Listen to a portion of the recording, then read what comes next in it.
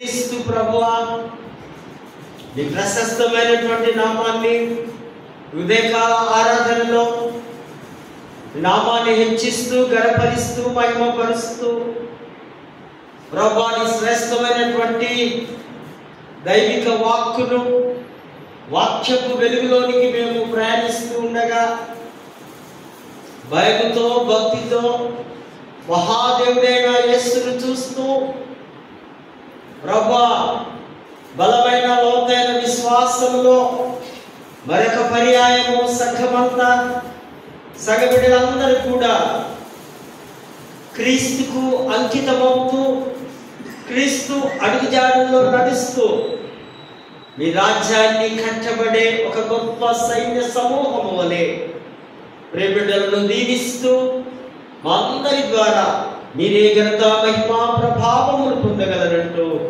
యేసు నామమున వేడుకొంచున్నాము తండ్రి, ఆమేన్. దేవుని పరిశుద్ధ నామానికి వందనాలు చెల్లిస్తూ ఈ ఉన్నతమైన ఘనమైన శ్రేష్టమైన ధన్యకరమైనటువంటి ఈ భాగ్యం నాకు అనుగ్రహించినటువంటి అధ్యక్ష మండలపు పీఠాధిపతి గారికి, వైస్ చైర్మన్ గారికి, అధ్యక్ష మండలపు చైర్మన్స్, వారి క్లర్జీ, తోటి నాయకులు, ఆఫీసర్స్, మరి ప్రాముఖ్యంగా పరిశుద్ధ సంఘమైనటువంటి జగదేగుట్ట నాయకులు, సంఘంలో ఉన్న ప్రతి కుటుంబానికి యేసుక్రీస్తు నామములో మీకు ఉదయకాల శుభములు దైవాశీస్సులు తెలియపరుస్తూ ప్రేమతో ఇట్టి ఆరాధనకు ఆహ్వానాన్ని అందిస్తున్నాను. మహాదేవి కృప మరొక పరిశుద్ధ వారంలో మనం అందరం కలుసుకొని సిలువను చూస్తూ ప్రభువును చూస్తూ కావలసినటువంటి దీవెనలన్నీ తీసుకోవడం, ఇది కేవలం యేసు నుంచి వస్తున్నవని మనము తేటగా సూటిగా అర్థం చేసుకోవాల్సిన అవసరత ఉంది. ఈ వారం చాలా ప్రాముఖ్యమైనటువంటి అంశం మన పెద్దలు అధ్యక్ష మండలపు వారు దైవ ఆ మర్మాన్ని లేదా సందేశాన్ని ఆ వాక్కును మనకు బయలుపరిచారు.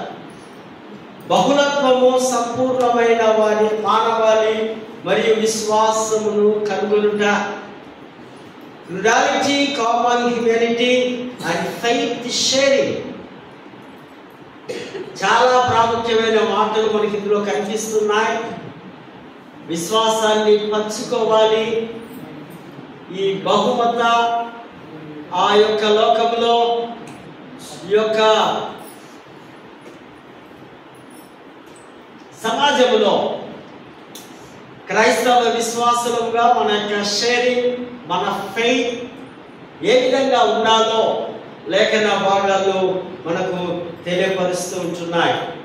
మన చుట్టూ అనేకమైనటువంటి మతాలు, విభిన్నమైనటువంటి సంస్కృతులు, భాషలు, ఆచారాలు, సాంప్రదాయాలు, అలవాట్లు, ఆలోచనలు,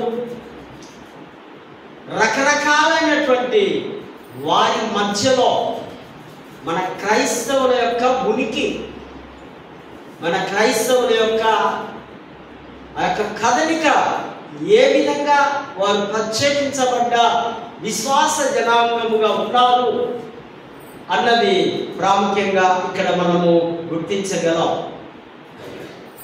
చాలా మతాలు ఉంటాయి. మతాలట, మతం అన్నది మత్తు వంటిది, మతం అన్నది అంటురోగం.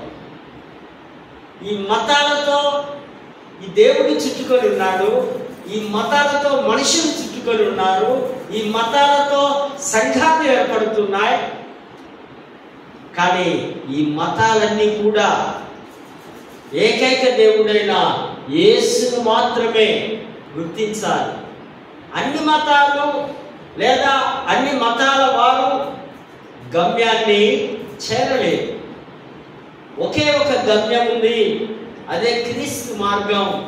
ఆ క్రీస్తు మార్గాన్ని చేరడానికి క్రీస్తు యొక్క ఆ సిద్ధాంతాలు, లేదా క్రీస్తు బోధించిన ప్రబోధనను మనము అనుసరించినట్లయితే మరి తప్పనిసరిగా మనము ఆ మహిమ రాజ్యం లేదా క్రీస్తు రాజ్యానికి మనము రీచ్ అవుతున్న వారుగా ఉంటాం. చాలా మతాల విభేదాలు మనకు కనిపిస్తాయి. కలహాలు, అల్లర్లు, లొల్లీలు, గొడవలు, మతపరంగా రకరకాలైనటువంటి నాయకులు చేస్తున్న ఉద్యమాలు, ప్రాముఖ్యంగా ప్రపంచమంతా కూడా, మరి ప్రాముఖ్యంగా మన భారతదేశంలో కూడా అటువంటి ఒక స్థితిని మనము కలిగి ఉన్నామని జ్ఞాపకము చేస్తూ ఉంటున్నాను. రాజ్యాంగంలో మతానికి ఒక స్వేచ్ఛ, స్వాతంత్రం ఉంది. ఆర్టికల్ 25లో ప్రజాస్వామ్యం లౌకిక రాజ్యముగా గుర్తించబడి ఉంది.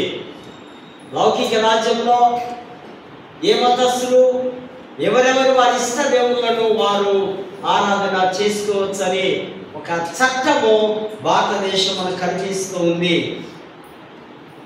యేసే ఏకైక మార్గముగా మన వార్తలో మనం చూస్తాం. నేనే మార్గము, నేనే సత్యము, నేనే జీవం. ఈ బోధలు పరిశుద్ధ గ్రంథంలో మనకు కనిపిస్తాయి.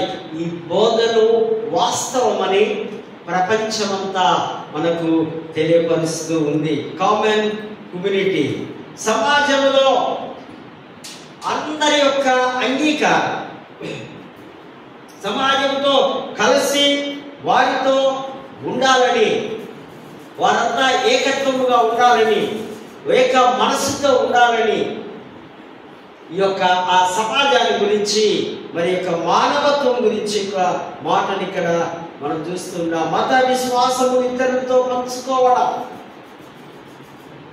మన ఏ మతంలో ఉన్నామో ఆ విశ్వాసాన్ని ఎరిగిన వారముగా ఇతరులతో షేరింగ్ చేసుకోవడం, పంచుకోవాలి.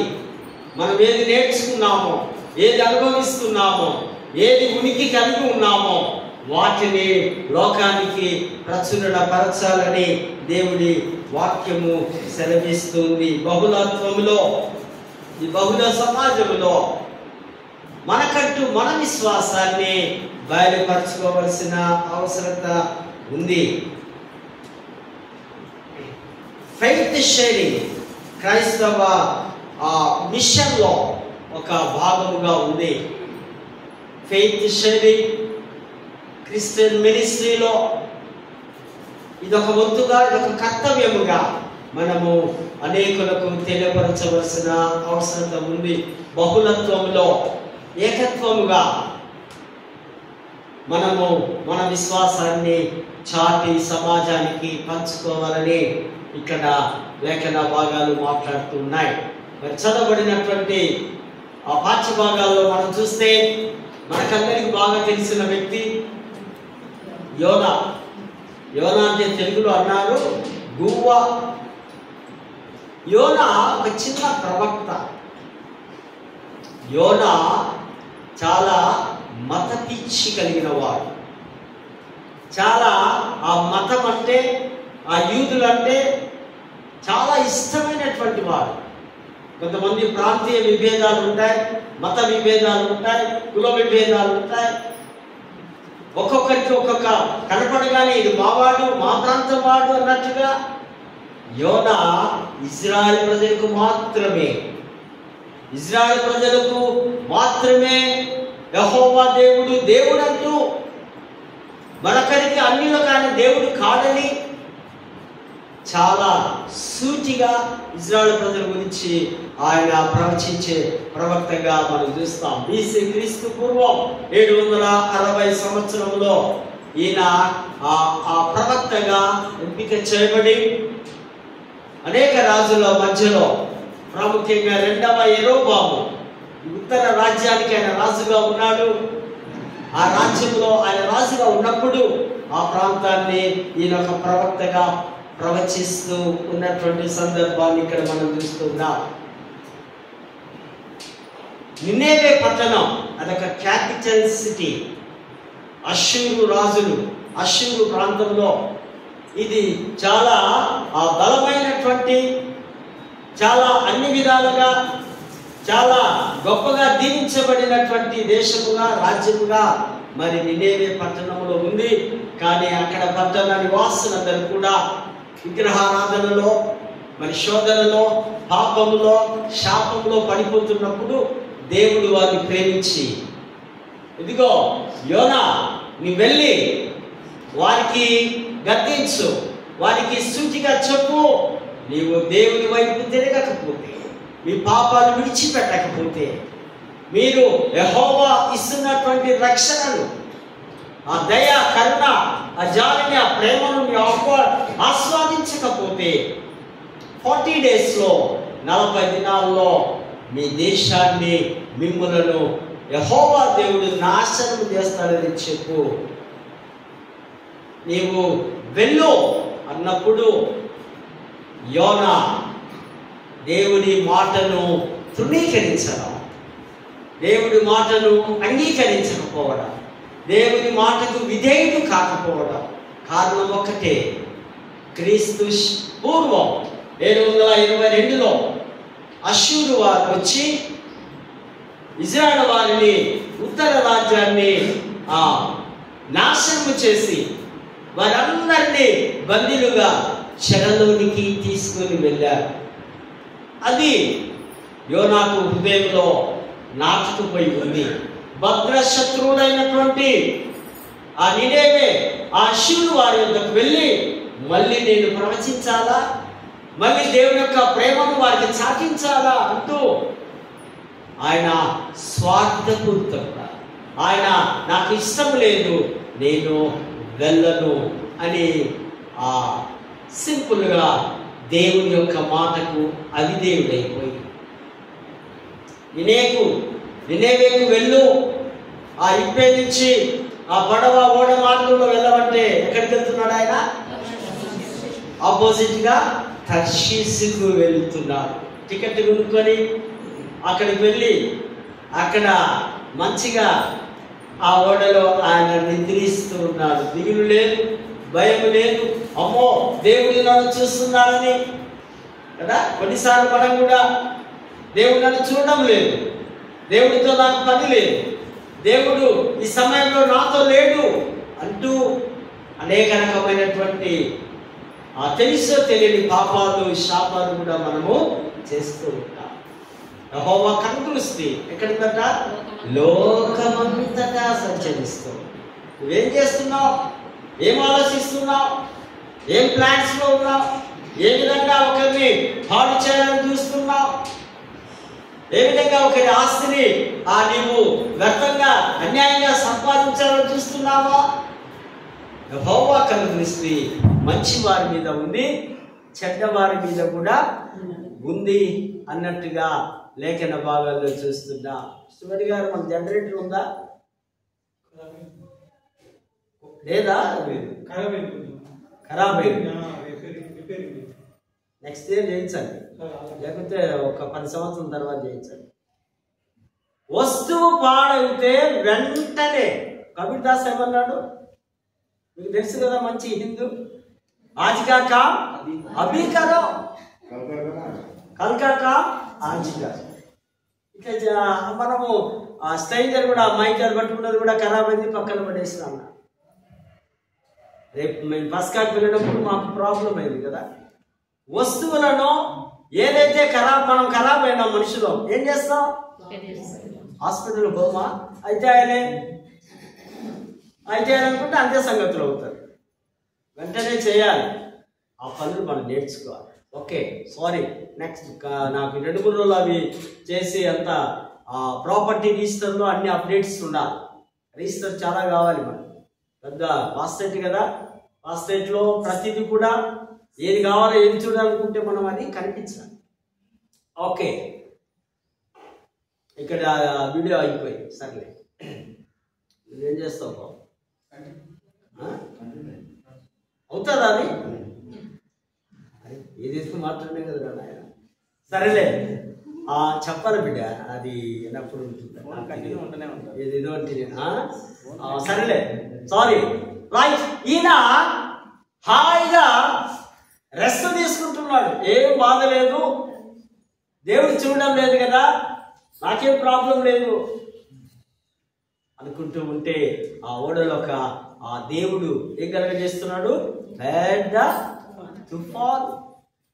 దేవుడి సృష్టి స్పాట్లో ఒక నిమిషంలో దేవుడు కావాలి అంటే అవుతుంది, కలుగును కాక అంటే అవుతుంది. అది దేవుడికే సాధ్యం. తుఫాను వచ్చింది, గడిబిడిగా ఉన్నాడు అందరూ. ఆ యొక్క డ్రైవర్ కూడా పరిశాలో ఉన్నాడు. ఎవడో ఏదో పాపం చేస్తున్నాడు, ఎవడో ఏదో తప్పు చేస్తున్నాడు, ఎవడో దేవుడికి విరుద్ధంగా ఉన్నాడని ఒకరికొకరు చీటీలు వేస్తే నాకు అర్థమైపోయింది సబ్జెక్ట్. నేను నా అవిధేయత వలననే ఈ విధంగా ఉందండి అంటూ వారితో చెప్తున్నాడు. నన్ను తీసుకెళ్ళి ఆ సముద్రంలో. హానెస్ట్ మ్యాన్, చూడండి ఎంత మంచివాడు. వెంటనే పశ్చాత్తాపం పొందడం, తప్పు నా వలనే జరిగింది, నన్ను అక్కడ ఆ సముద్రం దేవుడు మరొక కార్యం చేస్తున్నాడు. ఏం చేస్తున్నాడు? అక్కడ సముద్రంలో ఒక పెద్ద చేపకు ఒక ఆర్డర్ చేయడం. అదిగో ఆయన ఆ నీటిలో పడగానే టాబ్లెట్ లాగా వెంబడే అడు మింగే. పెద్ద నోరేమో, ఈయనేమో 100 kgs ఉంటాడు కదా, యూదులు కదా, చాలా హైట్ ఉంటారు వారు. సో ఆ చేప పెద్ద తిమింగలం, అది మింగినట్టుగా దేవుడి ఆర్డర్స్. మనుషుల మైకైతే ఇదంతా అసాధ్యమే అనుకుంటా. మనుషుల యొక్క జ్ఞానంతో ఆలోచన చేస్తే ఇంత పెద్ద వ్యక్తిని చేప మింగడం ఏంటి? తర్వాత అర్థమైపోయింది నాకు. ఆయన ఆ 3 days చేప గర్భములో, చేప కడుపులో ఉంటూ యెహోవా దేవునికి ప్రార్థన చేస్తూ ఉన్నాడు. నేను చేసిన తప్పు, నేను చేసిన ఆ పొరపాటు నన్ను మన్నించంటూ ప్రార్థన చేస్తూ ఉంటే ఈ సందర్భాన్ని కూడా మత్తయి సువార్తలో మనం చూస్తాం. యేసు ప్రభు కూడా ఆ యోనాను జ్ఞాపకం చేసుకుంటాడు. 3 రోజులు చేప కడుపులో ఏనా ఉన్నాడు కదా, మనుష్య కుమారుడు కూడా 3 దినములు ఆ యొక్క భూగర్భములో అక్కడ ఉంటాడు. అనగా ఆయన యొక్క మరణం, ఆయన యొక్క సమాధి, ఆయన పునరుద్ధానము, ఆ యొక్క భూమిలో నుంచి బయటికి ఆయన వస్తూ ఉన్నాడు. యోనాను మళ్ళీ దేవుడు ఆజ్ఞ ఇచ్చినప్పుడు చేప తిరిగి యోనాను కక్కగానే ఎట్లున్నాడు మళ్ళీ అక్కడే తయారైపోయి దేవుడికి మాటకు విధేయుడే. 3వ అధ్యాయంలో చూస్తాం. అక్కడ ఎంతమంది ఉన్నారట? 1,20,000 మంది ఉన్నారు. వారందరికీ యెహోవా దేవుడు ఇదిగో మీకు టైం ఇస్తున్నాడు. ఆ టైంలో మీరు మారు మనస్సు పొందాలి. ఆ టైంలో దేవుడి కృప దిగి వస్తుంది. ఆ టైంలో దేవుడు మీతో ఉంటాడని ఆ రక్షణ సువార్త, ఆ ఆహ్వానాన్ని దేవుడిస్తున్న ఆ బలమైన ఘనమైన మాటలను బట్టి వారే కాదు, ఆ రాజు కూడా, ఆ దేశపు రాజు ఆ రాజవస్త్రములు, ఆ సింహాసనము దిగి కింద కూర్చొని, యూదుల ఆచారం ఏంటంటే ఉపవాసం చేసే దినాల్లో వారు బూడిదను నెత్తి మీద వేసుకొని గోనెపట్ట అనగా అది ఆ చౌకధర అయినటువంటి ఆ వస్త్రాలను చుట్టుకొని పశ్చాత్తాపడుతూ ఏడుస్తూ దేవుడి సన్నిధానంలో ఉపవాసం ఉండేవారు. ఆ విధంగా ఎప్పుడైతే రాజుతో సహా చేస్తున్నారో దేవుడు వారిని కనికరించి వారిని రక్షణలోనికి తీసుకొని వచ్చినట్టుగా మనము లేఖన భాగాల్లో మనము చూస్తూ ఉన్నాం.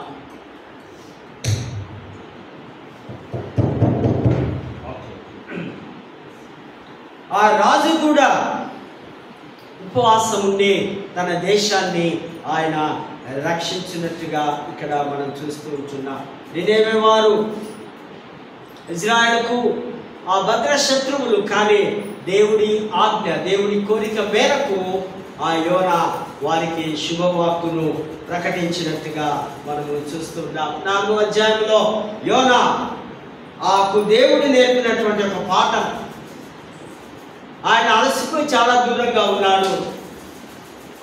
వెంటనే ఒక సొర చెట్టు కదా, ఒక చెట్టు వస్తే ఆ చెట్టుకి ఏమైపోయింది, నీడ వచ్చింది. ఎడారిలో అలసిపోయి, కొన్నిసార్లు మన సమ్మర్లో ఎక్కడైనా దూర ప్రాంతం వెళ్తున్నాం అనుకోండి, కారులో ఒక 10-15 మినిట్స్ ఒక చెట్టు కింద కారులో ప్రయాణించేవారు ఆ సేద నేర్చుకోవడం, రిలాక్స్ కావడం, ఆ చల్లదనానికి ఆక్సిజన్ తీసుకోవడం, ఆ విధంగా ఆ సొర చెట్టుకు మీద చక్కగా రిలాక్స్ అవుతూ ఉన్నాడు ఈయన.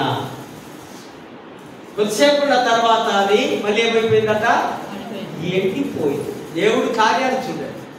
సొర చెట్టును తీసుకొని వచ్చినాడు ఆయన కొద్దిసేపు విశ్రాంతికి ఇచ్చి ఉన్నాడు.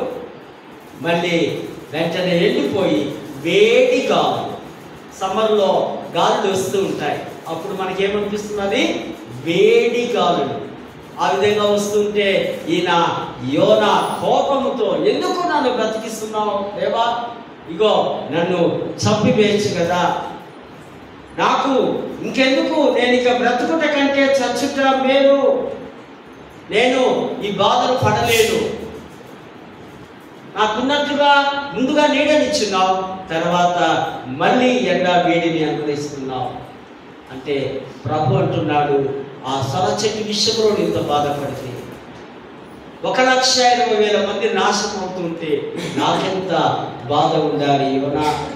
కనుక ఇదొక గుణపాఠముగా, ఈ జనాంగమంతా నా వారే కనుక నీకు ఈ లెసన్ నేను నీకు ఇస్తున్నానని ఆ లేఖన భాగాల్లో మనము చూస్తూ ఉంటున్నాం.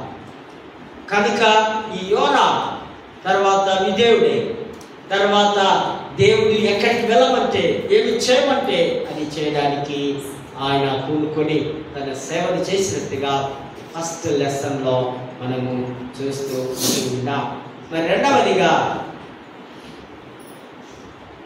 పెళ్ళి అనగానే మనకు ఎక్కడ గుర్తుకొస్తారు, మొదటిగా ఏ అధ్యాయము, ఆదికాండంలో స్టార్ట్ అయిన మ్యారేజ్ వివాహము ఎక్కడ ముగుస్తుంది, ప్రకటన గ్రంథం వరకు. అది ఆది పెళ్లి అవుతే ఈ ప్రకటన గ్రంథములో ఉన్న యేసుక్రీస్తు పెళ్లి కుమారుడు చివరి వివాహముగా. పెళ్లి విందు, ఈ ఇలిస్ట్రేషన్, ఈ పారబుల్స్, ఈ ఉపమానాలు యేసు ప్రభు అలనాటి ప్రజలకు ఈజీగా అర్థం కావడానికి చాలా ఉపమానాలతో పరలోక రాజ్యాల గురించి ఆయన బోధిస్తున్నట్టుగా మనము చూస్తున్నాం. ఎవరు నశించిపోవుట దేవుడి చిత్తం కాదు. దేవుడికి అందరూ కావాలి. ఒక ఇంట్లో ఒక 6-7 మంది సంతానం అవుతే ఆ తల్లిదండ్రులు ఆ బిడ్డలందరినీ ప్రేమిస్తారు. కాకపోతే 1-2% మంచిగా ఉన్న వారి మీద ఎక్కువ ప్రేమ ఉంటుందేమో, కానీ వీడు నాశనం కావాలి, ఇది మాకు అవసరం లేదు, ఇది ఇంట్లో నుంచి వెళ్ళగొట్టాలని కోపం వస్తే అంటారేమో, కానీ తల్లిదండ్రి హృదయం ఎప్పటికీ తన బిడ్డలను హక్కున చేర్చుకున్నట్టుగా తండ్రి అయినటువంటి దేవుడు తను సృజించిన తన జీవాత్మనున్న ప్రతి మానవాళికి అందరికీ కూడా నశించిపోవుట ఇష్టము లేదనేది దేవుడి చిత్తము కాదు. పరలోక పెళ్లి ఉపమానం దేవుని రాజ్యానికి పోలిస్తూ చెప్తూ ఉన్నాడు. అక్కడ ఆయన మొదటిగా ఆయన చెప్తున్నాడు, పెళ్లి విందుకు పరలోక రాజకుమారుడు, రాజు అంటే తండ్రి, కుమారుడు పెళ్లి కుమారుడు అనగా యేసు ప్రభు, సంఘం అనగా పరిశుద్ధాత్మ దేవుడు. ఈ ట్రినిటీ ముగ్గురిలో ఉన్నటువంటి మర్మాన్ని గురించి ఆయన రాస్తున్నట్టుగా చూస్తూ ఉంటున్నాం. అక్కడ దేవుని ఒక పెళ్లి విందుకు మొదటిగా యూదా వారిని పిలుస్తున్నాడు ఆయన. వారు తిరస్కరించడం, వారు మేము రాము, మాకు పనులు ఉన్నాయి, మేము ఇప్పుడు రావడానికి సిద్ధంగా లేము. దేవుని ఆహ్వానం రక్షణ, దేవుని ఆహ్వానము బాప్తిజము, దేవుని ఆహ్వానము మారు మనస్సు, దేవుని ఆహ్వానము దేవుని యొక్క ప్రేమను కొన్నిసార్లు మనం కూడా తృణీకరిస్తూ ఉన్నాం. కొన్నిసార్లు మనం కూడా ఇప్పుడు నాకు టైం లేదు, నేను ప్రభు దగ్గరికి రాలేను, ఇంకా నాకు సమయం కావాలి, ఇంకా నేను బాప్తిజం తీసుకోవడానికి, ప్రభులోనికి రావడానికి, ప్రభుతో గడపడానికి, గుడికి రావడానికి టైం అవసరత ఉంది అని రిజెక్ట్ చేస్తూ ఉంటాం, తిరస్కరిస్తూ ఉంటాం. ప్రాముఖ్యంగా యవ్వన వయసులో ఉన్న వారికి ఇది చాలా ఆటంకముగా ఉంటుంది, చాలా కష్టం అనిపిస్తుంది. ఇదిగో ఆ డిసిప్లైన్, ఆ జీవిత విధానం, ఆ లైఫ్ స్టైల్ యేసుక్రీస్తు వలె బ్రతకడము మాకు చాలా కష్టం, మేము ఆ విధంగా జీవించలేమంటూ సింపుల్గా మనము తిరస్కరిస్తూ ఉన్నాం. విందు సిద్ధపాటుగా ఉంది, పెళ్లి విందుకు అందరూ రండి, ఇది అందరికీ ఆహ్వానము. దేవుడు పిలుస్తూ ఉన్నాడు, ప్రయాసపడి బాధపోస్తున్న సమస్త జనులారా నా యొద్దకు రండి, మీకు నేను విశ్రాంతిని కలిగిస్తాను. అనేక భారాలు మోస్తున్నావా? కుటుంబ భారాలు మోస్తున్నావా? పిల్లల భారాలు మోస్తున్నావా? నీ రోగ భారాలు మోస్తున్నావా? ఆ భారములన్నీ కష్టమవుతాయి. ఇదిగో నా వైపు చూడు, నేను ఇస్తున్న ఈ యొక్క రక్షణ మార్గం వైపు చూడు, అప్పుడు నీకు విశ్రాంతిని కలిగిస్తుంది. విందు ఉంది, అందరికీ ఆహ్వానం ఉంది. ప్రాముఖ్యంగా యూదులకు ప్రభువు పిలుస్తూ ఉంటే వారు రిజెక్ట్ చేస్తూ ఉన్నారు. విందు అనగానే సంతోషంగా ఉంది, విందు అనగానే ఆ సంబరాలతో మనం కూడా కొన్నిసార్లు దావతులు అవి చేస్తే అందరం కూడా చాలా హ్యాపీగా వెళ్ళి అక్కడ ఉన్నటువంటి వారు ఎవరైతే అది చేస్తున్నారో ఆ సంతోషాన్ని మనకి ఇస్తున్నారు, వారిని అప్రిషియేట్ చేస్తూ, వారికి షేకన్స్ ఇస్తూ, వారిని గణపరుస్తూ, మంచి ఆరాధన, మంచి కార్యక్రమం, మంచి భోజనం అంటూ వారిని అప్రిషియేట్ చేస్తూ ఉంటాం. కానీ ఇక్కడ ప్రభు విందులు పిలుస్తూ ఉంటే కొద్దిమంది అంటున్నారు, మాకు పనులు ఉన్నాయి, మాకు బిజినెస్ ఉంది, మేము దూరదేశంలోకి వెళ్ళాలి. తన యొక్క సేవకులను పంపిస్తున్నాడు, ఫలానా ఇంటికి వెళ్ళండి, ఫలానా వీధుల్లోనికి వెళ్ళండి, ఫలానా పక్క సందుల్లోనికి వెళ్ళండి, పిలువండి. కొద్దిమంది ఆ మాటలు చెప్పి గద్దించి పంపించారు, మరికొందరిని చంపినట్టుగా చూస్తున్నారు. అప్పుడు ప్రభు కోపం వచ్చి ప్రభు అంటున్నాడు, తిరస్కరించిన కారణాలు చాలా ఉన్నాయి.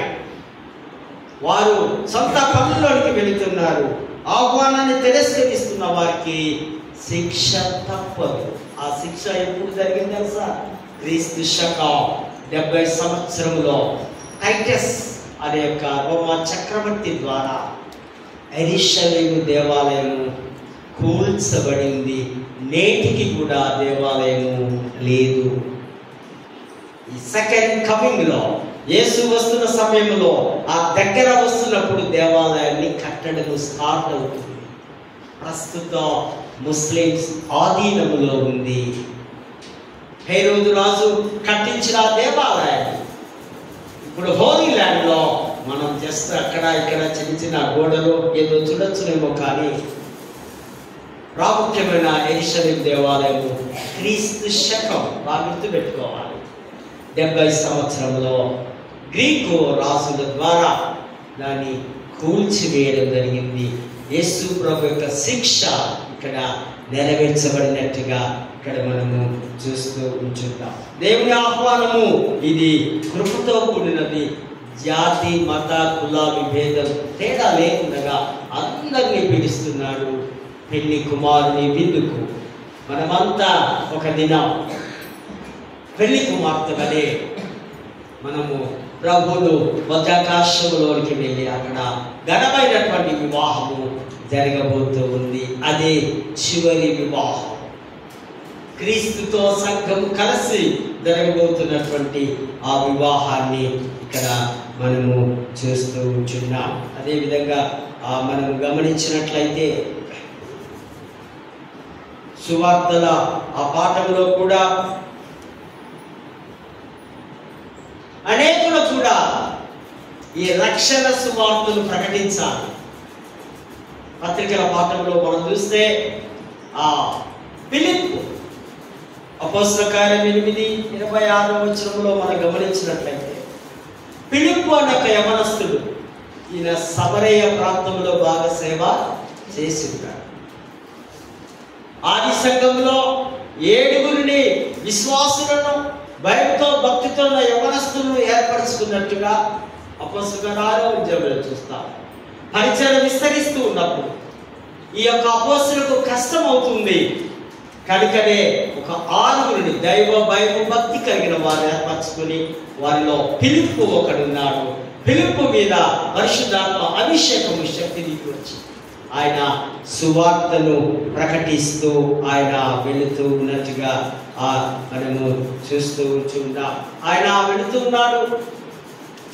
ఆ సువార్తలో ఆయన చేస్తున్నటువంటి ఆ సేవను మనం గమనించినట్లయితే, ఈయన చూస్తున్న సేవ స్త్రీలకు పురుషులకే కాదు, నపుంసకులకు కూడా, అటు ఇటు వారి కాదు కూడా. మనకు తెలుసు, నపుంసకులు రాజ మందిరాలలో, రాజగృహాలలో, ఆ రాయల్ ఫ్యామిలీస్ వారి ఆ ఎంట్రన్స్ డోర్స్ ఇప్పుడు మనకు ఉంటారు కదా, ఇప్పుడు అంతటా కనిపిస్తారు సెక్యూరిటీ గార్డ్స్ అలా. మన లోపలికి పోగానే వాళ్ళు ఏదో చెకప్ చేస్తారు. ఆ విధంగా ఈ నపుంసకులను సెక్యూరిటీస్ వారిగా మనకు తెలుసు. డానియేలు గ్రంథంలో చూస్తాం, ఎస్తేరు గ్రంథంలో చూస్తాం. ఈ నపుంసకులు ఆ దేవుడి చేత ఏర్పరచబడ్డ వారుగా. సో ఇక్కడ ఉన్నటువంటి ఈయన యెరూషలేముకు వెళ్ళి అన్యులు కూర్చుండే స్థలం, యెరూషలేము దేవాలయంలో కొన్ని విభాగాలు ఉంటాయి. ఆ దేవాలయం ఎదుట అన్యుల ఆవరణ, స్త్రీల ఆవరణం ఒకవైపు. స్త్రీలు పురుషులు కలిసి కూర్చోవడం కానీ, కలిసి చూడడం కానీ, కలిసి మాట్లాడుకోవడం కానీ లేదు. అందరూ కూడా ఈ విధంగా ఇప్పుడు మనం చేసుకున్నాం కదా, వేసుకున్నారా? అప్పుడు అట్లా కాదు, అట్లా కంప్లీట్గా చేసుకోవాలి. ఇప్పుడు ట్రెండ్ మారింది కనుక అట్లా సింపుల్గా చేసుకుంటున్నాం, ఎంత చూడొచ్చు. కానీ అక్కడ ఏది ఇచ్చుకోవడానికి వీలు. ఆ అన్యుల ఆవరణంలో వారు కూర్చొని ఆ యాజకులు బోధించే మాటలు, యెహోవా దేవుని మాటలు విని వారు వెళ్ళిపోవచ్చు. వారు వచ్చి ఆ బలులు అర్పించడం కానీ, లేదా యాజకుడికి చక్కటి ఇవ్వడం కానీ, లేదా యూదులతో మాట్లాడడం కానీ చేయడానికి వీలు లేదు. అది ఒక సిస్టమ్, ఆ ప్రోటోకాల్, అది దేవుని నిబంధన, దేవుని చట్టం. ఆయన రథం మీద వెళ్ళి పాపం యెరూషలేము దేవాలయంలోకి వెళ్ళి దాని గాజాకు మరీ తిరిగి వెళుతున్నాడు. వస్తున్నప్పుడు యెహోవా దూత ఈ యొక్క ఆ ఫిలిప్పు మీదికి వచ్చి, నీ వెళ్ళి సువార్తను ప్రకటించు. ఆయన నశించిపోతున్నాడు. ఆయనకు యేసు ప్రభు ఎవరో తెలియదు, నిజమైన రక్షకుడు ఎవరో తెలియదు. యేసు ద్వారానే మార్గం ఉంది కదా, యేసు ద్వారానే తండ్రిని చేరుకుంటావు, అది తెలియదు. ఆయన ఒక పుస్తకం చదువుతున్నాడు, యెషయా గ్రంథం 53వ అధ్యాయం చదువుతున్నాడు. కానీ అర్థం కావాలి. వెళ్ళు అనగానే అక్కడ మనం చూస్తాం, ఫిలిప్పు పరిగెత్తుకుంటూ వెళ్ళి, సేవకుడు ఎలాంటి సేవ చేయాలట? పరిగెత్తుకుంటూ.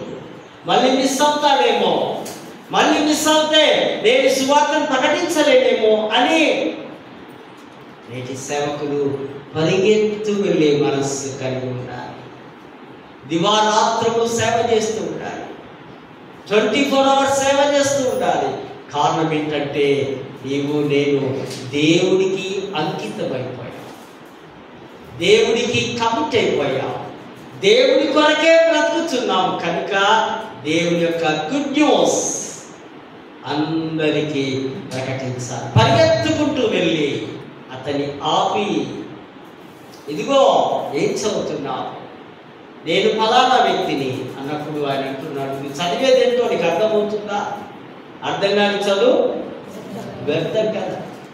తల్లిదండ్రుల బాధ పడలేక కొంతమంది పిల్లలు ఒట్టిగా పుస్తకం పట్టుకొని ఉంటారు, యాక్టింగ్ చేస్తూ ఉంటారు. అందరము ఆ ఇంట్లోంచి ఇచ్చిన వారమే.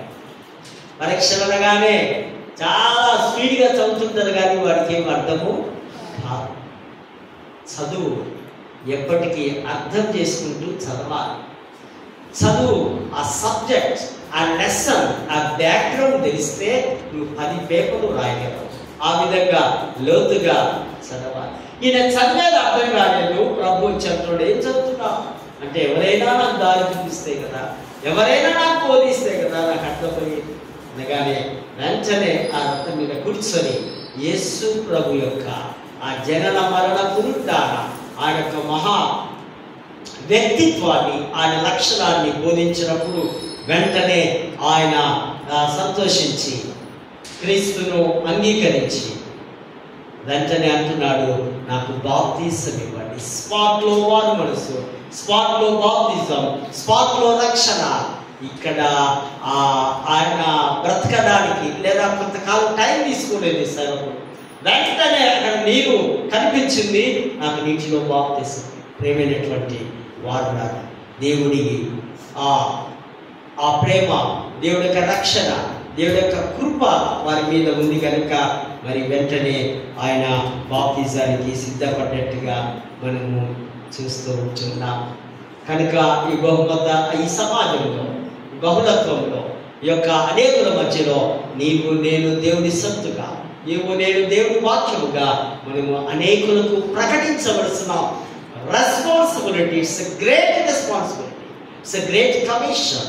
ఇది ఒక గొప్ప ఆజ్ఞ కనుక, మహా ఆజ్ఞ కనుక మనము అందరికీ చెప్పవలసిన బాధ్యత ఉంది. అటువంటి కృప, పరిశుద్ధాత్మ నడిపింపు, దైవాశీస్సులు దేవాది దేవుడు అందరికీ అనుగ్రహించును కాక. ఆమేన్. ప్రేమగల తండ్రి, కృపగల దేవానికి వందనాలు నాయన. ఇంత పట్టుకుని సన్నిధి మా మధ్యలో ఉంచి శ్రేష్టమైనటువంటి, దివ్యమైనటువంటి, బలమైనటువంటి దేవుని వాక్కు ద్వారా మేము బలపడ్డాం, హృదయంలో భద్రపరుచుకున్నాం. ప్రభు అందరి ద్వారా మీరే ఘనత, మహిమ, ప్రభావం పొందగలరు. యేసు నామమున వేడుకొంటున్నాము తండ్రి.